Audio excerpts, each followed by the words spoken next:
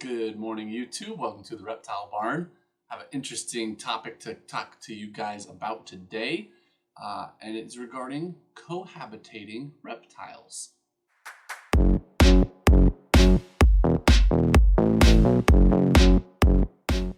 I purposely brought out a ball python for this video. This is Muriel, one of our pied females. I brought her out because ball pythons are a species that is typically considered a solitary species. We're just told, as it's part of the common knowledge of keeping the species, that they want to be on their own. It's always discouraged when people are like, "Can I keep my ball pythons together?" All of those people on Facebook that really like to tell other people what to do immediately pounce on that and are like, "No, you shouldn't even own a ball python if you have to ask a question like that." Then where are they supposed to ask their questions? Anyway, that's a topic for another day. My point is, it's very widely accepted that you don't keep ball pythons together in the same tank. With most reptiles, this is the conventional wisdom. I am bringing this up because there was a topic on Morph Market, the community, the forums basically on Morph Market, discussing cohabitation of ball pythons. And it was a fascinating debate, and the vast majority of people just couldn't seem to get past the conventional way of thinking where you don't ever cohabitate your reptiles, right? I don't know why that started, but it did. So I want to go over this. First, you have to consider your species, right? Now, there are some people who are cohabitating multiple species of reptiles, and that gets pretty crazy. And, out in the world, obviously, you don't have species boxed up in little glass tanks. They interact, right? But generally, your space, your money, your time, your knowledge, and your acceptance of risk have to be pretty darn high before you attempt something like that, right? So let's go back to ball pythons real quick. This species in the wild is not entirely solitary. They are seen denning together sometimes. This brings up the question, though, of habitat selection versus habitat preference. If there is one place for hiding or eating or resting or whatever, or water availability that is so clearly superior that ball pythons are going to select that habitat, even though their preference would be to be solitary, we have to be careful to not just say, "Oh, they were in the same little cave in the wild, so that means they must love having friends with them, and so I'm going to stick all my ball pythons in one tank."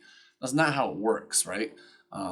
But we also can't discount the fact that they are sometimes found together in the same dens in the wild. It's very difficult in a study of wild animals to differentiate between habitat selection, where they're actually choosing to go, and habitat preference, where would they go in the most perfect ideal situation, right? We can guess, we can try and make inferences, but without control studies where you change, a variable and you have a control group and a more scientific approach, and then you apply a statistical analysis at the end, and then you get it peer reviewed and published by a reputable journal. That is the basic scientific method that we try and use, but observations in the wild just can't, by definition, can't really fit all of those requirements. So we're only making guesses, right? So when people just say, "No, you absolutely can't keep them together," I'm asking them to point me, where's the study? Where did you read that? Where is the analysis where scientists who are trained to do this figured out that no, you can't keep them together? Because there's a lot of people in captivity keeping them together, and they're not dead, right? So I want to touch real quick then on risk aversion or acceptance of certain risks. How high is your tolerance for risk? Because a ball python that's never in contact with another ball python ever has a 0% chance of getting eaten by another ball python, right? 0%. You can be highly risk averse and you still are okay because you know it's not going to happen. The minute, though, that you introduce two ball pythons together, the possibility of them harming each other is present. It's very, very, very low. These are low energy, low aggression species, but it has happened in especially extreme cases where they're neglected and they're hungry. The larger animal has eaten the smaller animal. And with some species, you need to know your species, because with some species, it's highly likely. I keep eastern indigos. They are snake eaters in the wild. You have to be very careful. I would never cohabitate my eastern indigo with another snake, even another eastern indigo, because if it gets hungry, it's just going to eat it. People who breed olive pythons regularly lose one of their snakes, the smaller one, generally the male. As the female is like, I don't really want to breed, but I'd like to eat, and eats it, right? That is, to me, an unacceptable risk. But with a ball python, if they're well fed and taken care of, that's a pretty darn low risk. I don't have statistics for you, so I'm not going to make a guess, but very, very, very low risk. Okay? So now it comes to where the debate usually starts to get just opinionated without any science whatsoever. Is it better for the ball python to be alone, or is it better for the ball python to have cage mates? This is a difficult one. Again, the conventional wisdom is they prefer to be alone. They'll be healthier and less stressed if they are alone in their cage, with the exception of, short pairings during breeding season. This one's hard. So my thoughts are, first, we need to understand the different types of stress. Often in our modern society, we consider any stress bad, but that's not correct. Exercise is stress. Sometimes a lot of stress on your body, but it's also mentally taxing, it can be. But that's good stress, right? I mean, it just is. Your body's built to respond to that stress by becoming stronger, right? So there's a lot of things. People who never get into a relationship because it's stressful, well, you're also missing out on a relationship that goes well. So there are stresses that are good in our lives. Even physically for our health, there are some stresses that are okay. Your immune system is never going to get as strong as it should if it's never tested, if it's never stressed, right? So just saying, oh, my ball python will get stressed if it has a cage mate. Well, what kind of stress? Is this stress okay? We need to be careful to not just say, I think it's stressed, so it's bad. Now, how do you know if it's stressed? Some people are like, oh, my ball python getting on top of another ball python is a sign of dominance. How do you know that? I don't think you do know that. That's what everybody says, but I'm wondering if that's just what everybody says because that's what somebody said a long time ago and now everybody just assumes it. I've never seen solid evidence that a ball python specifically curling up with part or all of its body on top of another one is a sign of dominance that's going to stress out the inferior ball python. People will make then the claim that ball pythons are solitary by nature, so they don't have social needs, they don't have social behaviors, right? Well, a sign of dominance and submission is a sign of having a social structure and social behaviors. So you can't have both of those things be true. If they have developed over evolutionary time social behaviors of how to deal with other ball pythons other than in a breeding situation, then clearly they do have some socialization with each other, with other individuals of their species.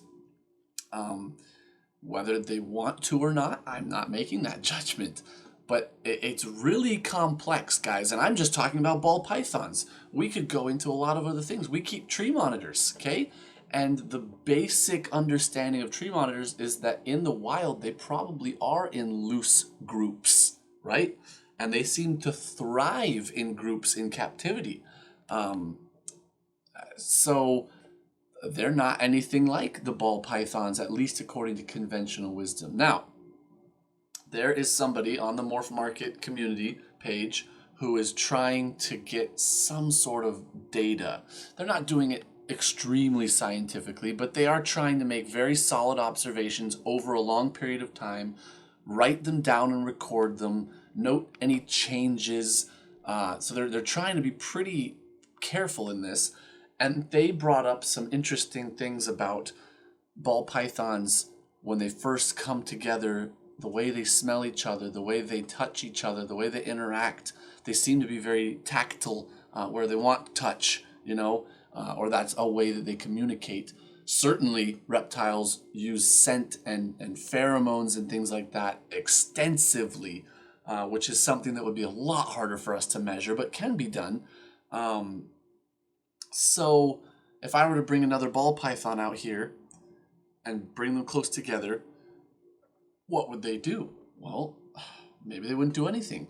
Maybe they would be doing a lot of things and we wouldn't even know it because they don't have musculature in their face to make facial expressions. And we, as a mammal and especially as a human being, we are intensely tuned into visual cues of body language, especially in the face, right? Well, they don't have any of that. They have tongue flicking, they have eye movement. That's it, right? Unless they're so angry that they're opening their mouth to bite or something, their face isn't going to change. Whether they're scared or bored or happy or excited or angry or any range of things, maybe they're too simple to even get angry necessarily. I don't know, but they obviously have a range of emotions because sometimes they're calm, sometimes they're scared, sometimes they're excited for food. Those ones are pretty obvious. There could be many more. We don't really know. So I guess the place I really wanted to go with this is don't let the consensus completely rule how you keep your animals. Now, I have a rack system for my ball pythons. I'm not going to be keeping my ball pythons together. I'm just not going to do it because I don't know. Do they want to be snuggled up on the same hot spot? I don't know that. If I were to go and put ball pythons cohabitating, I would want absolutely enormous spaces for them so that if they wanted to get away from each other, there would still be ideal habitat that they could have all to themselves. Multiple ideal basking spots, multiple ideal water bowls, multiple ideal deep parts of the substrate, shallow parts, hiding places. That would be a huge one, of different sizes, different types, different locations, different humidities, so that each ball python in that environment could, if they wanted to, select a space all on their own that was still perfect for them, right? You can't do that in a rack system, at least not in the size that I have. Maybe if someone has a super mega ultra jumbo rack or something like that, but we have the standard size, right, for ball pythons. So I'm not trying to say that we should totally ignore a large body of evidence and opinions from a lot of people who have kept a lot of snakes very successfully. That kind of communal knowledge is super valuable and should not just be disregarded. And if you're very new to reptiles, it would be safer to just stay in that kind of main channel of thinking. However, someone who's super experienced, people who are super experienced regularly are keeping animals together. For me personally, I'm not even keeping them together. Of all the animals we are keeping, our tortoises are kept together and our tree monitors are kept together. The others aren't. But I know people who have been keeping Dominican red mountain boas, for example, for a long time. They have multiple females together in really large cages, right? Never had a problem. They've never had a problem. If they did, they'd stop. But they don't have problems. I know people with retics, including very respected keepers of retics, that keep them together. These are gigantic, huge animals that could absolutely kill each other if they wanted to, and they don't. So the conventional wisdom is valuable to a point, but don't be afraid to experiment, but understand, try and be self-introspective and understand how risk-averse are you. If you don't want to risk anything with your snake, don't put it with another live animal. I mean, that seems simple, but some people don't get it. They're like, I never thought there'd be a problem, and then there was. Well, then you shouldn't have put them together. If that was an unacceptable outcome to you, if you're keeping $7,000 high-end morph ball pythons and you don't want to risk anything happening to them, don't keep them together then. All I'm saying though is if the building out of the enclosure and keeping multiple animals in there is something that's incredibly rewarding and exciting to you, do your research, take extra precaution, extra time, extra space, extra everything, and try it. Now, again, know your species. If you have a known snake eater, don't do it. Be super, super, super careful at feeding time, right? I have had people report to me who keep tree monitors that one of the issues they have sometimes is that one of the tree monitors in the cage becomes dominant and eats most of the food, and the other one slowly loses weight because they're just not quite getting enough food. This often happens when people keep them in trios or larger. One of the females in the trio becomes dominant over the other female, and she doesn't get enough food. That's a problem, right? And these tree monitors in the wild, they're super active, very high metabolism. They're running all over the canopy. We don't mimic that in captivity. Their loose social groups, if that really is how they are in the wild, have acres and acres and acres of space that they cover regularly. Every single animal has access to different parts of the canopy for food, for temperature, for basking and all that. So you have to think real hard if you want to cohabitate your reptiles. It should never, ever be a case of, I only have one tank and I can't afford another one, but I want a second snake. If that is why you're trying to cohabitate your snake, even if you're saying other things out loud, but if in your heart that's really what you're thinking is I just want to save a few dollars, don't do it. Not worth it. That's poor animal husbandry in my opinion. You shouldn't subject your animals to subpar conditions because you don't have the finances. Don't do that. Just don't get the second animal if you can't afford good caging for it, because it's not only don't be cheap, but it's also you don't have the caging for it. What if something goes wrong and you need to separate them? You don't have a cage and apparently you can't afford it. That's a problem. That's a big problem. Don't do that. Always buy caging and all of the setup before you have your animal. Anyway, so I hope this has been thought-provoking. I don't know a right or a wrong on this. I'm not trying to push you guys one way or another. Some of you watching this, I guarantee, keep animals cohabitated. Some of you watching think that's a horrible idea. One of you might be right. I don't know. It certainly partly depends on species and your experience level and all the things I've talked about, but there's a lot of other factors we didn't cover. So just be cautious, but also don't let the fear of the consensus who's going to condemn you if you do this stop you necessarily. Think long and hard, but in the end, do what you think is best for your animals. If you have observed that your snakes seem to thrive in each other's company, give it a try. Anyway, I'm going to put this beautiful girl back. She didn't lay eggs for us this year, so hopefully we can fatten her up and get a nice clutch of pies out of her next year. We've got a male picked out and everything. But let me know your thoughts on cohabitating, especially if you have considerations or concerns that I didn't bring up in this video. Please do. Pretty soon, we're going to do a set of videos of concerns that people have brought up to us that we didn't cover in whatever that topic was. We have 3 or 4 videos, in fact, laid out that we want to do soon that we've been telling people, yeah, we'll address that. We're going to talk about that. So those are coming. If you have something to add to that for us, we'd love to hear about it and make another video covering that.